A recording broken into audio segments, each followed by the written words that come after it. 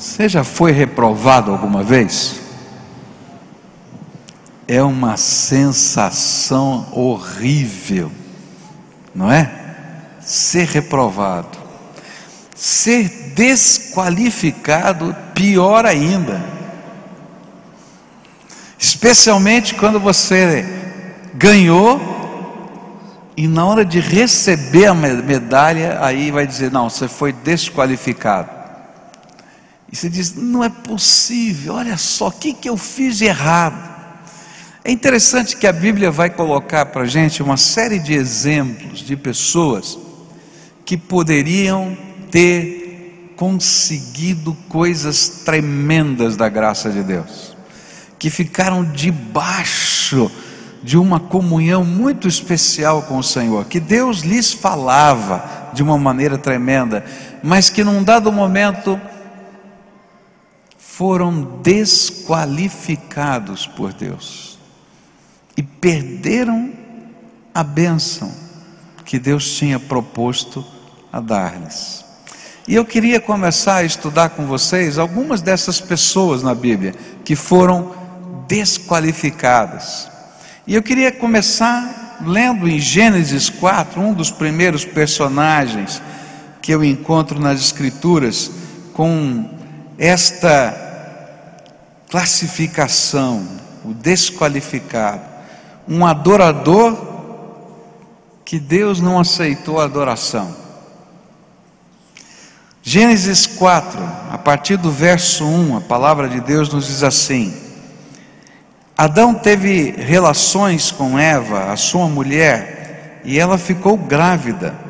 E Eva deu à luz um filho e disse: com a ajuda de Deus, o Senhor, tive um filho homem.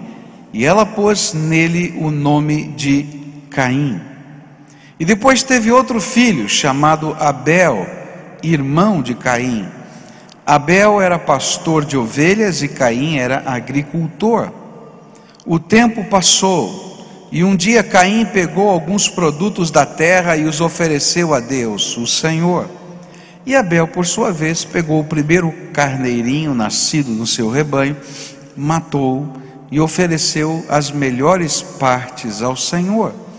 E o Senhor ficou contente com Abel e com a sua oferta, mas rejeitou Caim e a sua oferta. E Caim ficou furioso e fechou a cara. E então o Senhor disse: por que você está com raiva? Por que anda carrancudo? Se tivesse feito o que é certo, você estaria sorrindo, mas você agiu mal e por isso o pecado está na porta à sua espera. Ele quer dominá-lo, mas você precisa vencê-lo. E aí Caim disse a Abel, seu irmão: vamos até o campo. E quando os dois estavam no campo, Caim atacou Abel, seu irmão, e o matou. A Bíblia nos fala de pessoas que, mesmo desejando adorar a Deus, foram desqualificadas, e o Senhor não aceitou a sua adoração e nem o seu serviço, nos revelando que o simples desejo de servir ou adorar a Deus não representa aceitação divina, mas que há razões que podem nos desqualificar. Jesus fala sobre esse assunto e usa uma linguagem metafórica. Lá em Lucas capítulo 14, versículos 34 e 35, ele diz assim: o sal é uma coisa útil, mas se perde o gosto, deixa de ser sal. É jogado fora, pois não serve mais nem para a terra, nem para um monte de esterco. E se vocês têm ouvidos para ouvirem, então ouça. Na linguagem de Jesus, os desqualificados são os que têm a aparência, mas que perderam a essência de serem servos de Deus. Têm a mesma cor, o mesmo jeito, mas perderam o sabor de ser servo de Deus. Eu queria olhar para Caim e tentar entender por que a oferta de Caim não foi aceita. tentar entender por que ele foi desqualificado, tentar entender o que faz um adorador não ser aceito por Deus de alguma maneira e ser assim desqualificado. Porque se a gente puder olhar para Caim e entender alguma coisa disso, talvez a gente possa enxergar alguma coisa na nossa própria vida que nos esteja desqualificando e que precisemos acertar na presença de Deus. Então, quais foram os motivos que fizeram com que Caim fosse desqualificado? A primeira coisa que eu aprendo aqui nesse texto é que Caim foi desqualificado porque ele tinha a motivação errada para fazer a coisa certa.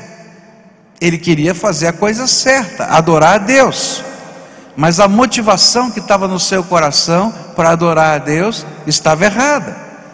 É interessante perceber que não foi Abel o primeiro adorador. A Bíblia diz que a primeira pessoa que foi oferecer um sacrifício de louvor a Deus foi Caim. E depois Abel foi lá e ofereceu o sacrifício ao Senhor. Então quando olho para Caim, eu vejo que ele queria fazer a coisa certa, adorar a Deus.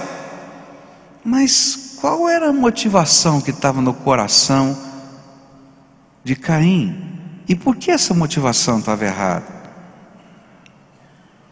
Certamente, tanto Caim quanto Abel teriam participado com o seu pai, Adão, da adoração inúmeras vezes, e sabiam exatamente o que deveriam fazer. E isso fica claro no versículo 7, quando Deus fala para Caim: Caim, por que você está triste? Por que você está carrancudo? Se você fizer a coisa certa, você vai ficar feliz. Faz a adoração do jeito que eu ensinei, exatamente como o teu pai te explicou, porque eu tinha ensinado o seu pai a como fazer. E se você estudar o capítulo 3 do livro de Gênesis, vai ver que a primeira adoração foi preparada por Deus, explicada para Adão como deveria ser feito, do jeitinho que devia ser feito, e dali para frente Adão tinha que repetir aquilo que Deus tinha ensinado. O livro de Hebreus nos afirma que a razão da oferta de Abel ter sido aceita era o fato dessa oferta ter sido motivada pela fé, tanto na palavra de Deus que havia sido ensinada por Adão, como no meio pelo qual Deus havia revelado, que era matar um cordeirinho. Porque nós somos pecadores, e a consequência natural do nosso pecado é a morte. E então Deus Santo só podia aceitar a nossa adoração se nós entendêssemos que o nosso pecado faz separação entre nós e o nosso Deus, e que alguém um dia teria que nos substituir, e foi por isso que Jesus morreu na cruz. E a Bíblia diz, lá no livro de Hebreus, que a oferta de Abel foi aceita, porque ele creu no ensino que Deus havia dado, e pela fé na palavra, e pela fé em Deus, ele fez exatamente o que Deus havia ensinado. Mas a motivação de Caim estava errada, não era a fé, porque Caim, no auge da sua independência, movido não pela fé, mas pela sua criatividade, levou um novo tipo de oferta, contextualizado na sua nova profissão. Ele foi lá, ele era agricultor, escolheu os melhores frutos da terra, fez uma cesta bonita e colocou sobre o altar, e ficou esperando a reação de Deus. Enquanto Abel fez exatamente o que Deus tinha mandado, Caim fez aquilo que ele achava ser o melhor para adorar a Deus. E aí estava a grande diferença. Um se comprometeu pela fé a fazer exatamente o que Deus havia pedido, e o outro adorou a Deus segundo a sua cabeça, do seu jeito. Caim queria fazer a coisa certa, mas tinha a motivação errada, e a motivação estava na sua independência, na sua criatividade, na sua capacidade, na obra das suas mãos, e não em responder pela fé o propósito de Deus. Há muito adorador que está sendo desqualificado, por uma simples razão. Muitos de nós queremos adorar a Deus do nosso jeito, da nossa maneira, segundo os ditames da nossa própria consciência, conforme aquilo que a gente acha que Deus espera de nós. E nós seguimos um modelo de Caim. Fazemos a nossa cesta de frutas, fazemos o nosso sistema de vida, fazemos o nosso sistema de culto, fazemos o nosso sistema de serviço, inventamos a nossa religião, e alguns até inventam os seus deuses.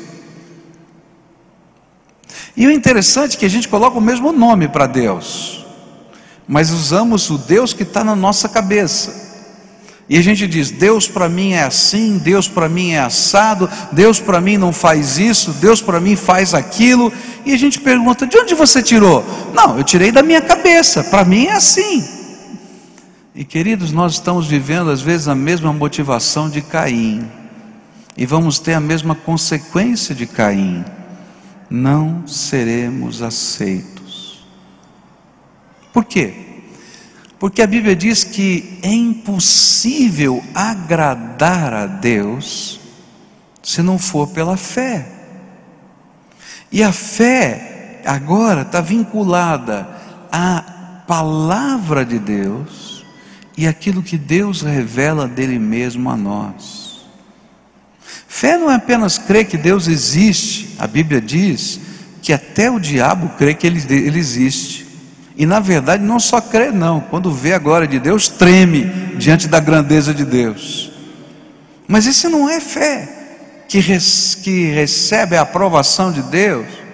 A fé que recebe a aprovação de Deus é aquela que está comprometida com aquilo que Deus revela dele mesmo para nós. E essa era a diferença entre a adoração de Caim e a adoração de Abel.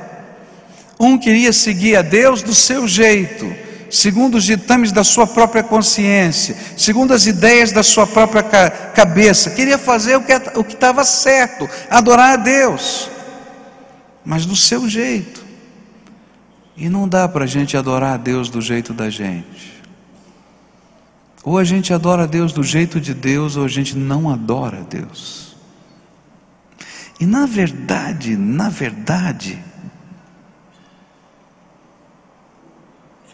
quando a gente está dizendo que quer adorar a Deus do jeito da gente, a gente está se pondo numa posição de autoridade acima de Deus.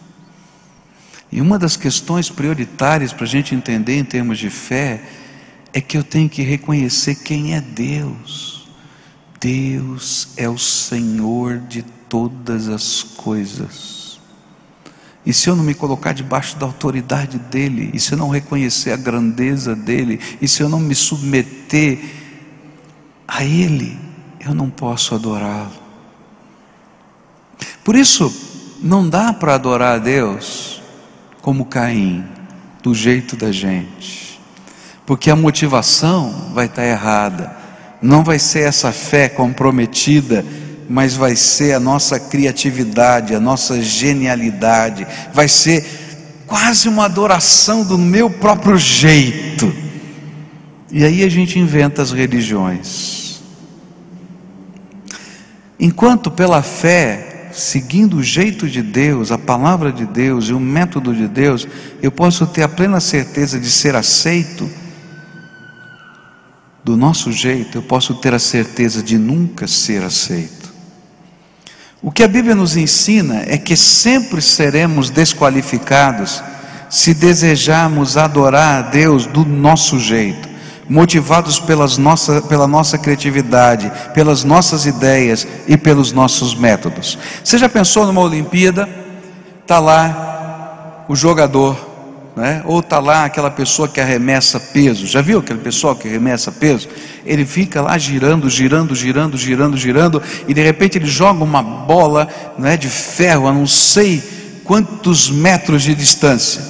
Agora você imagina que alguém jogasse uma bola a tantos metros de distância, e chegasse lá, alguém me disse e visse: olha, você foi o que lançou melhor, mas foi desqualificado. Ele disse: mas como assim eu fui desqualificado? Você pisou na linha branca e não pode pisar na linha branca.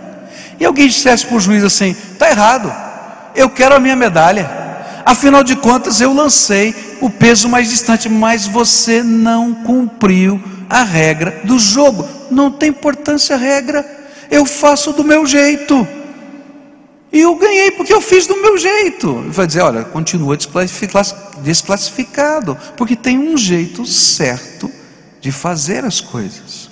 A gente vive num tempo hoje onde as pessoas estão dizendo: não existe certo e errado, tudo depende do momento, depende do lugar, depende das circunstâncias, depende da boa vontade, depende da intenção, depende de tudo. E a Bíblia diz: não, queridos, existe um certo e um errado, porque o certo e o errado são conceitos universais da graça de Deus e limites para o próprio ser humano.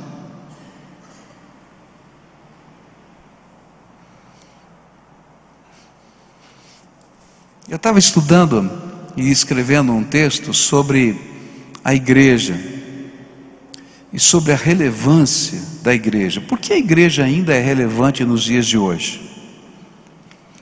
E eu achei muito interessante, porque eu estava olhando sobre vários prismas, e um dos prismas que eu estava olhando era a relevância da igreja segundo o ponto de vista da sociologia. E há um sociólogo muito conhecido, em que ele faz uma afirmação muito interessante. Ele disse assim: a ciência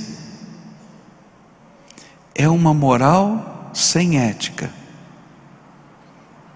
Por isso a gente não pode só confiar na ciência, e a gente precisa de algum valor maior para colocar a ética no jeito de fazer as coisas. O que ele estava querendo dizer é que às vezes o homem, para poder alcançar os seus objetivos, os seus propósitos, ele não está muito preocupado com a maneira, com o jeito, com a motivação. E às vezes a definição de certo e errado fica relativa ao seu objetivo, mas na verdade, se eu não olhar por a maneira como as coisas estão acontecendo, eu vou criar um mundo caótico, uma família caótica, e vou chegar num estado de vida que não tem condição. E é por isso que Deus vai dizer assim: Caim, não vou aceitar a tua oferta. E é tão interessante que a Bíblia vai nos falar que Deus tinha carinho por Caim, porque quando ele não aceita a oferta, ele não fala com Abel. A Bíblia diz que Deus fala profeticamente com Caim, não é com Abel. A gente não vai encontrar na Bíblia nenhum lugar dizendo que Deus falou com Abel, mas vai dizer que Deus falou 2 vezes seguidas quase com Caim, porque ele amava Caim, ele sabia que ele queria fazer a coisa certa. E aí ele diz: meu filho, você está triste, você está bravo, está carrancudo, porque eu não aceitei a tua oferta. Faz do jeito certo.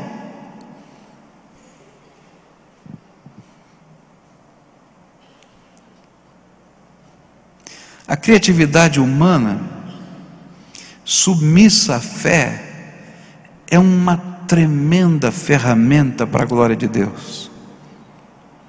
Mas a criatividade que tenta reinventar os meios da fé nos afasta de Deus, e ainda que tenha piedade da religião, perde o seu poder. Muitos comentaristas dizem que como é que Caim e Abel sabiam qual oferta tinha sido aceita? Você já parou para pensar nisso? A Bíblia diz que Deus aceitou um e não aceitou o outro. E aí alguns comentaristas começam a dizer, bom, qual teria sido o meio de Deus revelar que ele aceitou uma oferta e rejeitou a outra? E eles, baseados no livro de Levítico, quando lá no sacerdócio a primeira oferta, eles dizem, provavelmente Deus deve ter repetido isso que está aqui em Levítico. E o que aconteceu foi o seguinte: os sacerdotes colocaram pela primeira vez a oferta no altar, oraram e dedicaram ao Senhor, e veio o fogo do céu e consumiu o que estava sobre o altar. E muitos autores dizem assim, sabe, na hora que Caim colocou as frutas sobre o altar, elas permaneceram sobre o altar. E na hora que Abel colocou as melhores partes do cordeirinho, veio fogo do céu e consumiu o que estava lá.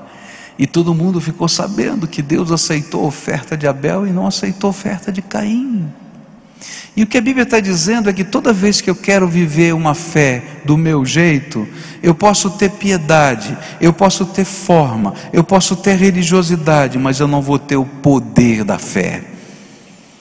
As coisas tremendas de Deus não vão acontecer. Sabe por que não vão acontecer? Porque Deus não quer que você adore a Ele do teu jeito. Ele quer que a sua motivação seja se colocar debaixo da autoridade dEle, servir a Deus do jeito dEle. E talvez essa seja a grande luta do coração humano.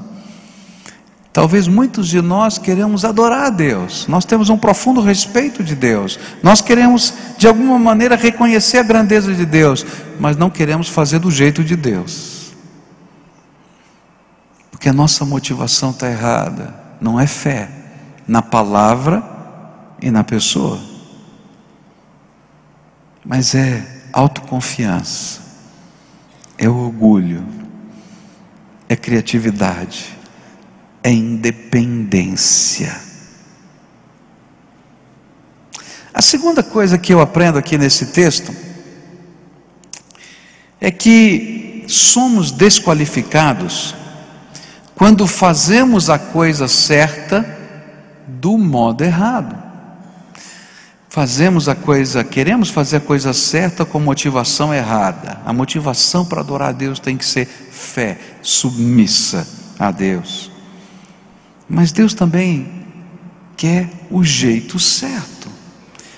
A Bíblia vai dizer assim no verso 7: se tivesse feito o que é certo, você estaria sorrindo, mas você agiu mal e por isso o pecado está na porta à sua espera.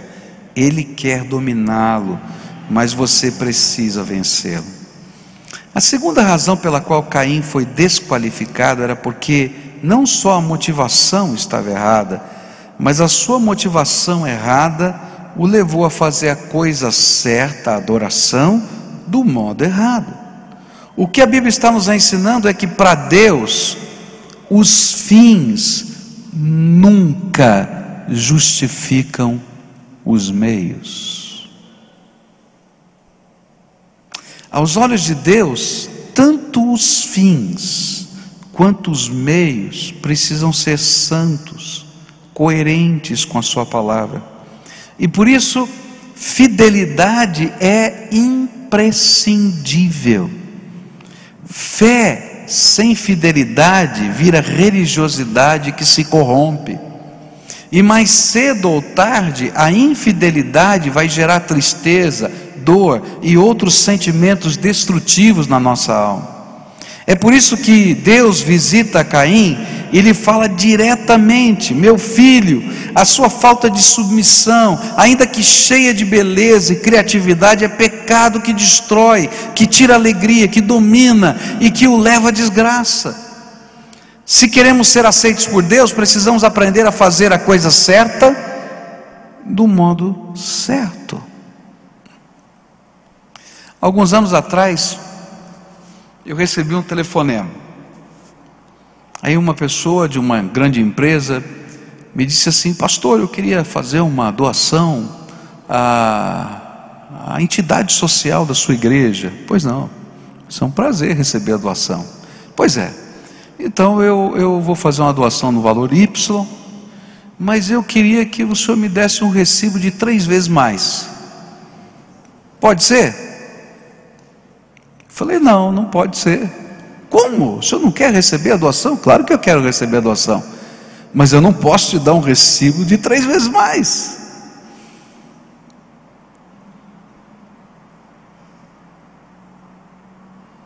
Porque não adianta querer fazer a coisa certa do jeito errado, porque os fins não justificam os meios.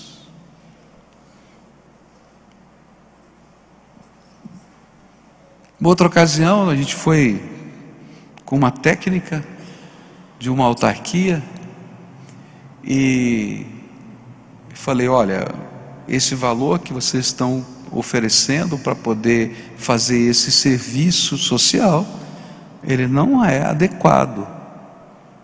Você está vendo aqui e tal, etc. E tem um plano de aplicação quando você recebe uma dotação orçamentária pública, que você tem que gastar. Por exemplo, você tem um valor Y para gastar, mas você tem que gastar X em água, Y em luz, Z em aluguel, e você não pode usar o dinheiro do aluguel para pagar a água, tem que ser tudo dentro do plano de aplicação. Aí a técnica disse: não, pastor, mas se eu tenho dinheiro sobrando na conta X e Y, faz umas notas aí, joga nesse lugar. Eu falei: opa, peraí, nós não trabalhamos assim. Mas todo mundo faz. Bom, todo mundo pode fazer, mas nós não fazemos. Por que não fazemos? Porque os fins nunca justificam os meios no propósito de Deus. Não importa se aquilo que você quer fazer é bom, mas se o jeito que você quer fazer não é bom, Deus não aceita. E não importa se tem mais gente fazendo isso, ou se todo mundo faz aquilo, porque você não tem que responder para todo mundo, você tem que falar com o teu Deus, se você é aceito por Ele ou não é aceito por Ele. Isso é seríssimo, irmãos. Hoje nós vivemos num mundo onde ética não vale nada. E é por isso que você vai ouvir notícias no Congresso Nacional, você vai ouvir de tantas situações dos nossos políticos, mas você não vai ouvir só dos políticos, você vai ouvir do teu vizinho, do teu amigo e quem sabe de você mesmo. Porque a gente às vezes acredita que nesse mundo os fins justificam os meios, mas Deus está dizendo que nunca, nunca, nunca os fins justificaram os meios. Se os meios não forem santos, os fins se tornam impuros. Há uma coisa muito forte na liturgia do Antigo Testamento para ensinar isso para a gente. Na liturgia do Antigo Testamento, a santidade não contaminava. Se você pegasse alguma coisa santa e colocasse do lado de uma coisa impura, a santidade não passava para o impuro, mas a impureza passava para a santidade. E aquilo que era santo era considerado depois impuro, porque teve contato com a impureza. E é isso que a Bíblia está ensinando para a gente. Você não passa limpeza por estar do lado da sujeira, mas a sujeira contamina a sua limpeza. E é por isso que Deus vai dizer para Caim: Caim, eu não posso aceitar a sua oferta, eu não posso, porque tudo que a gente faz precisa ser para a glória de Deus. E se algo que você faz não glorifica o Senhor, mesmo que o fim pareça ser bom, você será desqualificado. E aqui no verso 7, a Bíblia está dizendo que você sempre vai ser tentado a fazer a coisa certa do modo errado, mas cabe a cada um dominar o seu próprio desejo e continuar tentando fazer a coisa certa do jeito certo, porque nós somos responsáveis diante de Deus pelo que optamos fazer na nossa vida. A terceira coisa que eu queria deixar com você nessa manhã: por que Caim foi desqualificado? Ele foi desqualificado porque ele esqueceu o valor que Deus dá às pessoas. Aí o verso 8 diz assim: aí Caim disse a Abel, seu irmão: vamos até o campo. E quando os dois estavam no campo, Caim atacou Abel, seu irmão, e o matou. É interessante notar a maneira que Caim encontrou para resolver o seu problema com Deus e com as pessoas, porque a essa altura o problema de Caim não era mais só com Deus, era com as pessoas. Todo mundo viu que a oferta de Abel se consumiu na labareda de fogo que veio do céu, e a dele não. Então ele tinha um problema com Deus e com as pessoas, e ele imaginou o que o mundo imagina: se eu conseguir eliminar a concorrência com o meu irmão, eu vou ser aceito por Deus e pelas pessoas. E é interessante isso, porque quando eu olho para Caim, eu vejo a filosofia do mundo, exatamente essa: se alguém está sendo mais competente do que eu, o que eu preciso fazer é destruí-lo. Aí eu fico sozinho e ganho mercado. E aí o ciúme de Caim virou amargura, e a amargura virou ódio, e o ódio se tornou em assassinato. E muito provavelmente muitos de nós não cheguemos ao ponto extremo de Caim, de matar alguém, mas a verdade revelada é que muitas vezes agimos da mesma maneira que ele. Imaginamos que se eliminarmos os nossos concorrentes, seremos mais bem-sucedidos, e fazemos isto virar a regra do jogo na nossa vida, em nossos negócios, nas nossas disputas familiares, em nossos comentários. Você já viu quantas vezes você já matou alguém quando você falou mal de alguém?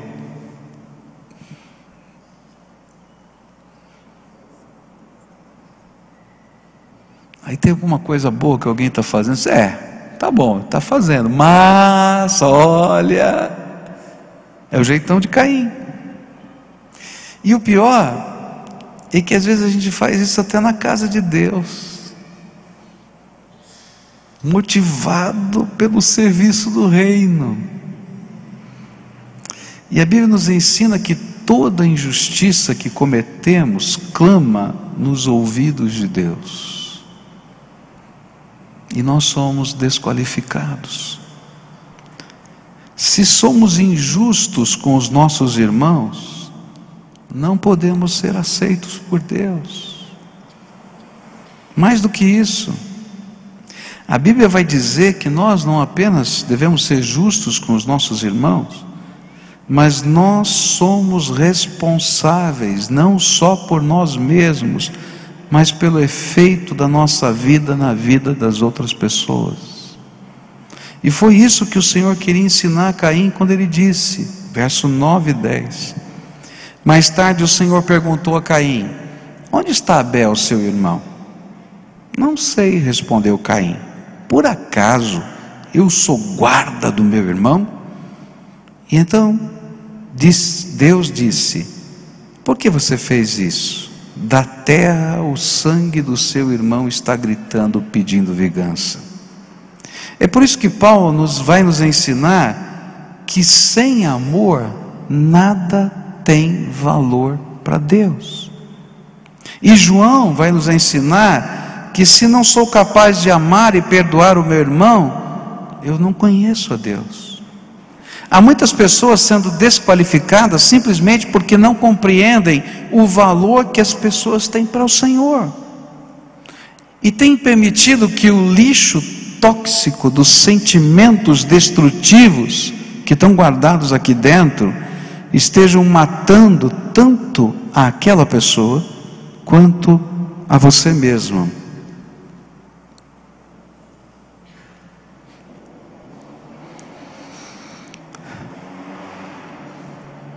Tentar fazer a coisa certa com a motivação errada, Deus rejeita. Tentar fazer a coisa certa do jeito errado, Deus rejeita. E quando eu não sou capaz de perceber as pessoas que estão ao meu redor como meus irmãos, como co-adoradores, como dignos da mesma graça, da mesma misericórdia, do mesmo amor, eu também sou desqualificado. É interessante olhar para Caim, porque para mim Caim tem demonstrado o pensamento do mundo. O que importa é você. Se você estiver bem, se você estiver feliz, o resto que se dane. O que importa é você alcançar suas metas. Se você conseguiu as suas metas, não tem problema, você é um vitorioso. O que importa não são as pessoas, mas é você chegar onde você quer. Não é verdade o que eu estou falando? E às vezes a gente tenta trazer Deus para esse mundo, e a gente tenta dizer para Deus: olha, se encaixa nesse contexto humano. E queridos, não funciona assim. Porque esse contexto humano vai virar desgraça. Hoje à noite eu vou continuar estudando sobre Caim, e é muito interessante, porque ele se afasta de Deus, e agora ele vai inventar um novo jeito para ser feliz. E 3 coisas ele vai inventar: a cidade, a ciência e a arte. É muito interessante. Queridos, hoje Deus me mandou aqui para dizer o seguinte: você quer adorar a Deus? Então não se conforme com o jeitão que as pessoas vivem. Uma outra pessoa escreveu um e-mail para mim outro dia e disse assim: eu não entendo, pastor, por que tem tanta gente nesse mundo que não quer adorar a Deus, não serve a Deus, e parece que vai tudo bem na vida, parece que não tem problema, parece que não tem dificuldade, tem dinheiro, faz, acontece. Você já pensou assim? Eu acho que todo ser humano que teme a Deus um dia já pensou assim. Aí a Bíblia diz assim, que um dia o salmista pensou a mesma coisa, e ele estava com seu coração angustiado, até o momento em que ele entrou no templo, e entendeu que mais cedo ou mais tarde, todos os homens e todas as mulheres, todos os seres vivos vão ter que se apresentar diante de Deus. E naquele dia, o padrão não é o padrão que a maioria das pessoas do mundo estão vivendo hoje, que vai ser o valor, mas os valores do reino de Deus. E sabe qual é a diferença? A grande diferença é que os valores do reino de Deus perdurarão por toda a eternidade, enquanto que os valores de Caim vão acabar quando terminar a civilização, para mim ou na história. E então o salmista diz: não, então agora eu entendi, eu vou continuar vivendo do jeito de Deus. Eu queria orar com você nessa manhã. Talvez você esteja vivendo uma luta muito grande de integridade. Ah, pastor, você não conhece o negócio que eu estou envolvido. É tão complicado. Tem gente querendo me matar.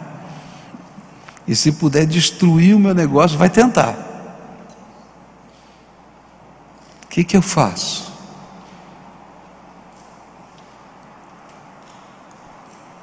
Eu vou dizer para você o que a Bíblia diz para você fazer. Continua confiando na graça de Deus.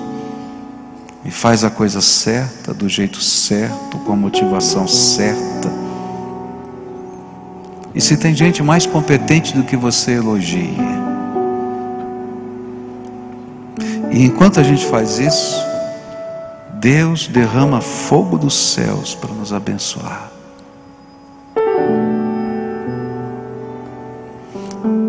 Existe um autor chamado Clinton, que ele fala sobre etapas na vida de líderes.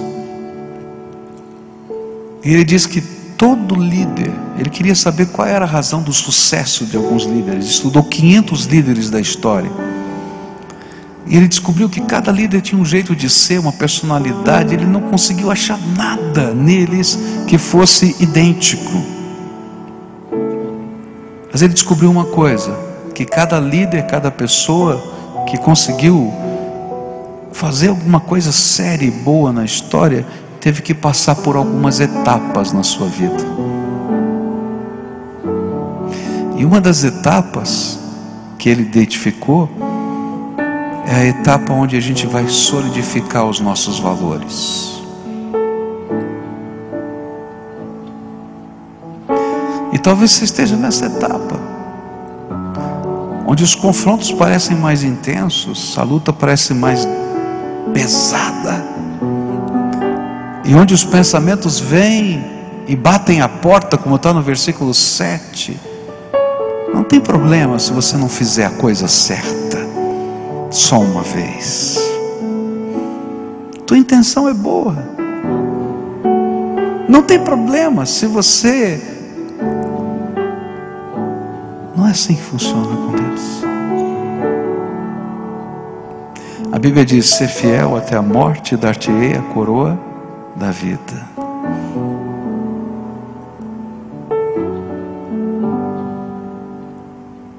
E é interessante o jeito de Deus fazer.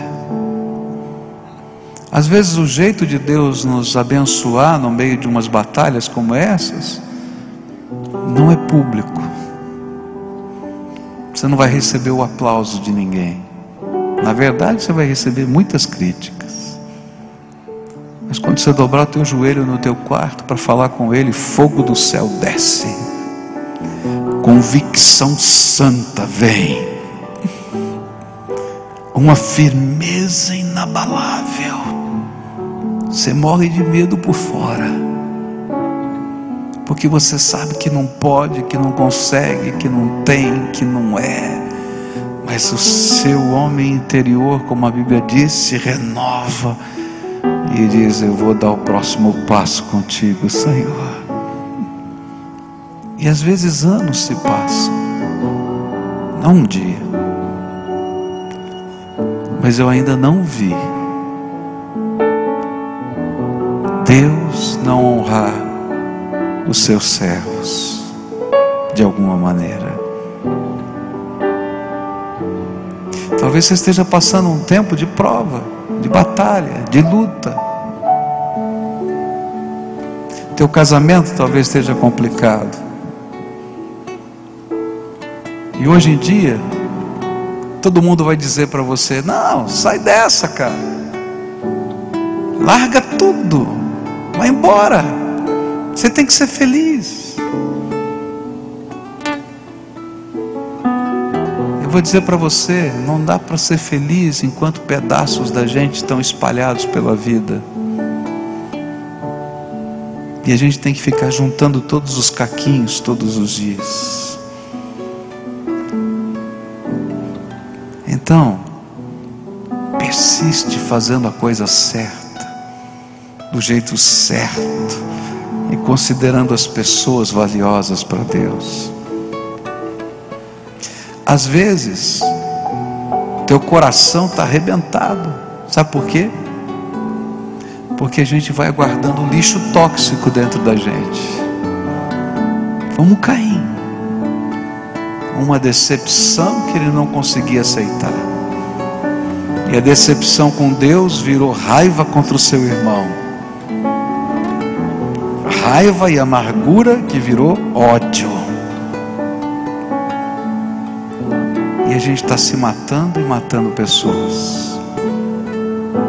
E às vezes, pessoas que a gente ama. Hoje eu queria orar por você, pedindo uma bênção muito especial. Sabe qual a bênção? Que o Espírito de Deus te dê força. Que o Espírito de Deus te dê coragem.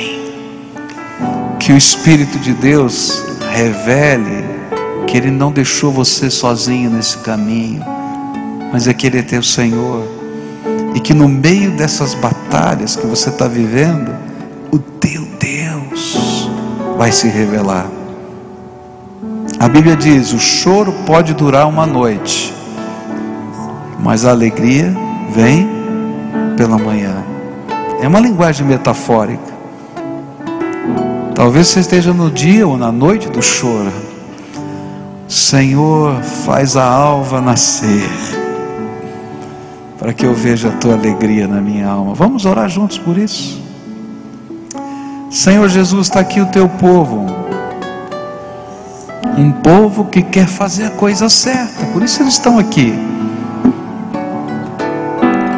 mas que às vezes, por causa do turbilhão da vida, estão perdendo a motivação correta, uma fé inabalável nas tuas promessas, na tua palavra, no pacto que um dia firmaram com o Senhor. Senhor, por causa, quem sabe, das pressões, como a tua palavra falou, o pecado está bem na porta, porque estão pensando até num método novo de fazer as coisas que não agradam ao Senhor. E eu quero te pedir, vem com o teu Espírito, visita esses teus filhos, fala com eles, e revela, Pai, revela a tua grandeza. E Senhor, renova a força, a determinação, a alegria, manda fogo dos céus, consumindo, Pai, o que está no altar da alma, de tal maneira que eles possam ser renovados pela tua graça. E que o teu Espírito os guie.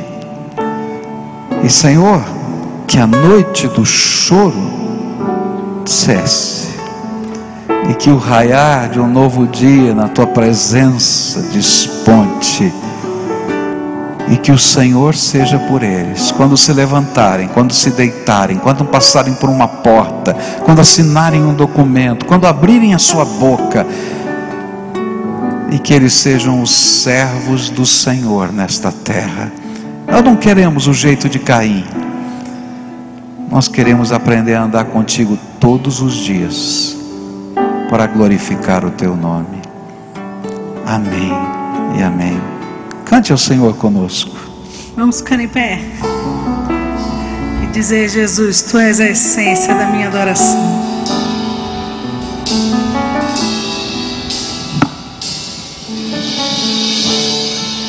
Quando o sol se vai, tudo se desfaz, eu me achego a ti. Para dar-te, ó Deus, algo de valor que alegre a ti. Dar-te mais que uma canção, pois a música em si não é o que queres de mim. Tu sondas meu interior, sabes tudo que sou e queres meu coração. Quero adorar-te com minha alma, és o meu Salvador e a essência do meu louvor. Perdão, Senhor, é o que mais quero, és o meu Redentor e a essência do meu louvor.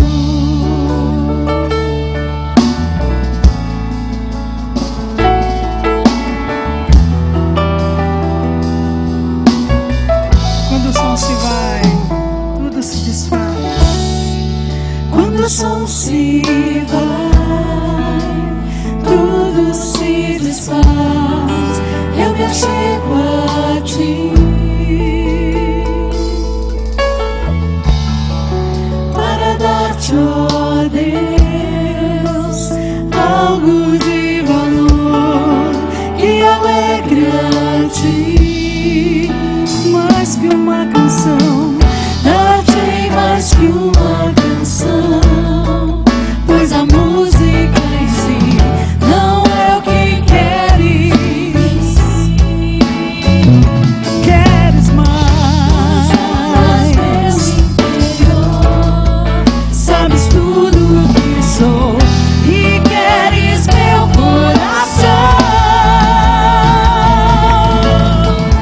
Quero adorar-te com minha alma, és o meu Salvador e a essência do meu louvor. Perdão, Senhor, é o que mais quero, és o meu Redentor e a essência do meu louvor.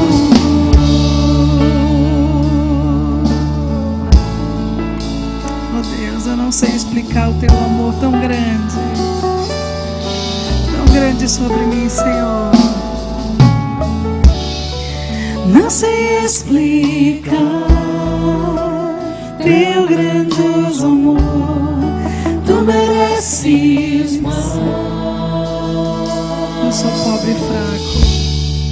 pobre e fraco sou, mas o que tenho é teu, minha vida dou. Dá-te mais que uma canção, mas a música em si não é o que queres de mim. Queres mais de mim, Deus, sondas meu interior, sabes tudo que sou e queres meu coração. E eu te dou. Quero adorar-te, minha alma, és o meu Salvador. Perdão, Senhor, é o que mais quero, és o meu Redentor e a essência. Quero adorar-te, com minha alma, és o meu Salvador e a essência do meu louvor. Perdão, Senhor, é o que mais quero, és o meu Redentor e a essência do meu louvor.